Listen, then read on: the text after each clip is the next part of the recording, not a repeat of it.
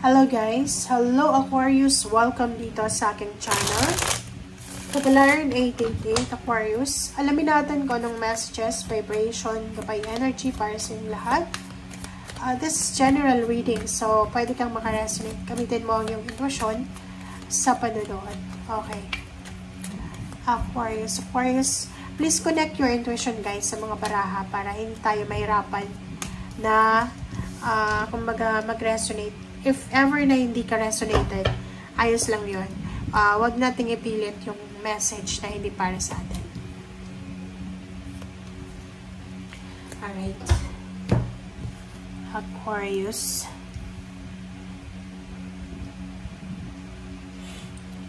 Nakikita nyo ba guys? Pasensya na hindi ko yung nakikita. Sa ano kasi. Nilalagay ko lang siya. Ganyan. Hindi ko nakikita sa screen.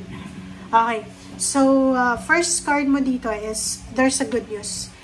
Maybe this is the good news, is a sudden, immediate news, balita, confirmation, na matagal mo na siyang hinihintay. Sinasabi ng barahan na maybe natatagalan ka na. So, maybe you're waiting for that for how many, maybe 1 year na. Like for example, naghihintay ka na mag-offer sa'yo ng kasal ang karelasyon mo, naghihintay ka ng trabaho, or naghihintay ka ng, like may kaaway ka na best friend mo na diba, magkausap kayo, maayos yung relationship, parang ganun. Or maybe naghihintay ka na maging balance yung iyong financial. Yung parang hinihintay mo kung kailan ka mapopromote, hinihintay mo kung kailan ka ma-appreciate sa family, parang ganun. So, sinasabi ng baraha sa'yo, may mga times sa buhay mo na parang gusto mo nang i-give up. Diba? Parang gusto mo nang i-give up yung mga pangarap mo sa buhay, yung mga plano mo sa buhay. But, dumating yung oras na parang wake-up call sa'yo. Diba? Yung mga realization sa'yo. So, this week, nakikita ko na babalik ulit yun sa'yo. Parang ganun. Halimbawa dati, diba, nawalan ka ng pag-asa. Like, nawalan ka ng trabaho, tapos kinumpare mo yung sarili mo sa pinsan mo na mayaman, and biglang may parang pagkagising mo sa umaga, bigla kang nagkaroon ng motivation. So ngayon, this week, babalik ulit yon, yung parang motivation na yon, yung parang gigising ka isang umaga na sobra kang motivated na kailangan kong umasenso, kailangan kong balanse yung pera, kailangan kong magtipid, kailangan kong mag-save ng pera, kailangan kong maging mayaman, parang ganun. So, sa baraha mong ito, sinasabi ng baraha sa'yo na hindi poli ang lahat. Kahit sabihin natin na nasa 50 plus years old ka na, wala yan sa edad, wala yan sa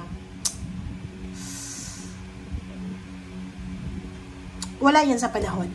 Kung kailan talaga naka-destiny para sa'yo. Parang sinasabi sa'yo ng baraha na you need to be patient. Okay, maging mapasensya tayo eh. Kasi, yung iba, diba, pag masyadong naghihintay na ng matagal, nagiging bitter na. So, sa'yo, sinasabi ng baraha, you need to be patient.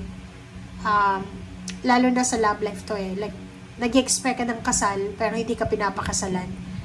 Nag-expect ka ng baby, pinapag-take ka ng contraception. So, talagang feeling hopeless and useless na, diba? But, sinasabi ng baraha sa'yo na may pagkakataon na kung kailan mo na i-give up siya, tsaka darating yung breakthrough.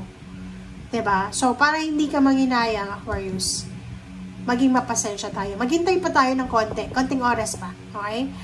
Yun yung energy mo eh, for the past few months eh, na parang sinasabi sa'yo, Aquarius, maghintay. Kailangan maghintay. And until now, kailangan mo pa rin maghintay. Diba?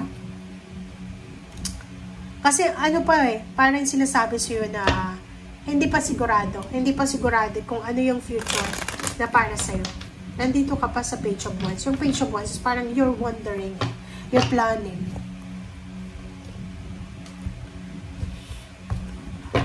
Alright. Pagod ka na talaga sa paghihintay eh. It's either good news yan. Nag-aantay ka ba ng visa, ng work permit, or ng contract signing? Kasi pagod na pagod ka na eh. Parang, ginawa mo na yung best mo, ginawa mo na yung lahat, pero hindi pa rin Hindi pa rin sapat.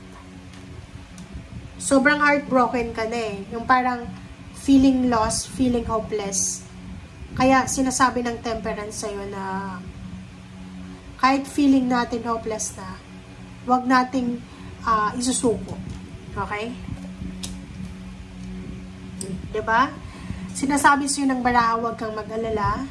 Aquarius kasi, there's someone na makakatulong sa'yo para makaalis ka sa entrapment na yan.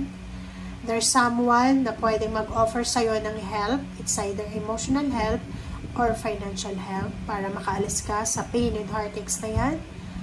Isang tao ang posibleng makakatulong sa'yo para mag-lessen yung load mo. Yung parang medyo gumaan yung mga bagahe natin na dala-dala everyday. Dito sa barahang to, sinasabi na kung gusto mong maging balance yung pera mo, you need to decide. Kung gusto mong mag-ipon ng pera, you need to decide. Kung gusto mong magkaroon ng savings, mag-desisyon ka. Kung gusto mong maging mayaman, mag-desisyon ka. Wow! King of Pentacles and the Justice. Sinasabi ng baraha sa'yo na there's a good karma. There's a karma coming. There's a karmic blessing, karmic contract, na darating sa'yo. So, sinasabi ng baraha na, kumbaga, yung pagiging mayaman, yung wish mong magkaroon ng financial stability and balance, that's your destiny. Pero, may mga nakadestiny sa atin na hindi nangyayari. It's because kinontrol natin yung sitwasyon. Maybe nag-asawa ng maaga, hindi nakapagtapos ang pag-aaral, nakadestiny siya na yumaman after niyang makapagtapos. So, parang ganun. Ganun yung situation. So, sa'yo, sinasabi ng baraha, you need to work for it. Kahit nasabihin natin, like ganun, maaga kang nag-asawa, hindi mo natapos yung pag-aaral mo. So, ngayon na may asawa ka na, pwede mo pa rin yun na tapusin yung pag-aaral. And, kumbaga, sundin mo kung ano yung mga plano mo sa buhay. Okay? Okay. So, nakikita ko, meron talaga sa inyo, meron talaga sa inyo na Aquarius na mabilis kayong mawala ng pag-asa. Diba? Ang bilis-bilis yung mawala ng pag-asa. Pero sinasabi ng baraha, huwag kang mag-alala kasi may darating na good karma talaga sa'yo in the near future. Victory, success, recognition, awards, rewards. Kung hindi ka na po-promote dyan sa trabaho, darating yung araw na possible na ikaw na yung may-ari ng company. Pero hindi yan yung company. Maybe nag-decide kang mag-business, so ikaw na yung owner. Diba?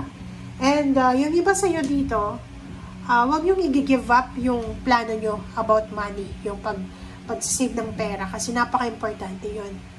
And if you're planning to travel abroad for work, ituloy nyo yan kahit may asawa na kayo. Kasi yun nga yung sinasabi ng baraha dito. Hindi ibig sabihin na hindi mo nakuha yung pangarap mo while you're young, hindi mo na siya makukuha. No. Kasi diba, may mga pinag-aral ng magulang, nabuntis, tumigil, nag-alaga ng bata. Nakapag-desisyon, nag-aral ulit, naghanap ng trabaho, pumunta ng ibang bansa, yumaman. Diba? So, hindi pa huli ang lahat. Okay? Thank you guys. Bye!